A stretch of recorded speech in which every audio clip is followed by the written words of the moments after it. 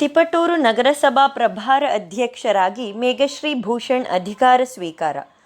ಬಹುದಿನಗಳಿಂದ ಭಾರೀ ಚರ್ಚೆಗೆ ಗ್ರಾಸವಾಗಿದ್ದ ತಿಪಟೂರು ನಗರಸಭಾ ಅಧ್ಯಕ್ಷರ ರಾಜೀನಾಮೆ ವಿಚಾರವಾಗಿ ಇಂದು ತೆರೆಬಿದ್ದಿದ್ದು, ರಾಜೀನಾಮೆ ಅಂಗೀಕಾರವಾದ ಹಿನ್ನೆಲೆಯಲ್ಲಿ ತಿಪಟೂರು ನಗರಸಭಾ ಉಪಾಧ್ಯಕ್ಷರಾದ ಶ್ರೀಮತಿ ಮೇಘಶ್ರೀ ಭೂಷಣ್ ರವರು ಇಂದು ತಿಪಟೂರು ನಗರಸಭಾ ಪ್ರಭಾರ ಅಧ್ಯಕ್ಷರಾಗಿ ಇಂದು ಅಧಿಕಾರ ಸ್ವೀಕರಿಸಿದ್ದಾರೆ.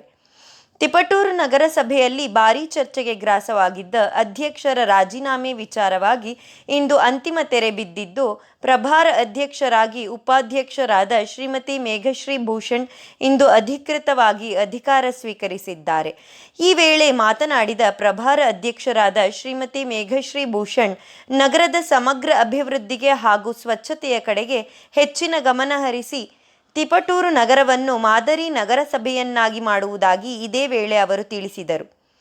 ಈ ವೇಳೆ ಕಾಂಗ್ರೆಸ್ ಮುಖಂಡರಾದ ಆರ್.ಡಿ. ಬಾಬು, ಕೋಟೆ ಪ್ರಭು, ನಗರಸಭಾ ಸದಸ್ಯರಾದ ಊರ್ಬಾನು ಮೊದಲಾದವರು ಹಾಜರಿದ್ದರು.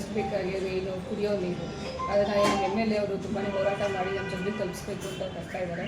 ಅದನ್ನು ನಮ್ಮ ನಗರಸಭೆ ಮೂಲಕ ಜನರಿಗೆ ಯಾವ ರೀತಿ ನೀರು ತಲುಪಬೇಕು ಅದಕ್ಕೆ ನಾವು ಪ್ರಾಮುಖ್ಯತೆ ಕೊಡ್ತೀವಿ. ನೆಕ್ಸ್ಟ್ ಬಂದು ಸ್ವಚ್ಛತೆ.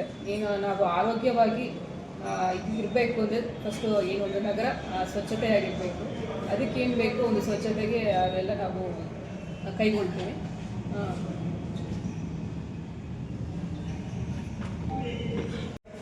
ಮಾಡ್ತೀವಿ ಅಂತ ಹೇಳೋಕ್ಕೆ ನಾನು ಈ ಸಮಯದಲ್ಲಿ ಇಷ್ಟಪಡ್ತೀನಿ.